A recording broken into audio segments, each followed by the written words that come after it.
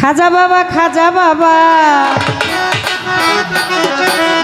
মারহাবা মারহাবা ও বাবা গেছিলেন নবী গুণগান।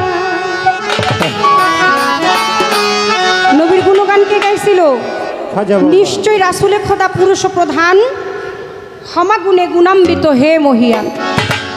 এই কথাগুলো ছন্দকারে গান গেয়েছিল, গানের ভাষায় বলেছিল। আমার বড় পীর জিজ্ঞেস করে, মঈনুদ্দিন মুখটা তো মলিন কেন? কয় 3 দিন ধরে অনাহারি। কয় তাড়াতাড়ি মঈনুদ্দিনটা খাইতে দাও। কয় না, আমি এই খাবারের অনাহারি না, আমার আত্মার মধ্যে কোনো শান্তি নাই, আত্মায় কোনো তুষ্টি নাই। কেন নাই? আমি কোনো সামা কাওয়াল গাইতে পারছি না। আমার আত্মার শান্তির জন্য আমার একটু সামা কাওয়ালি গাওয়া দরকার।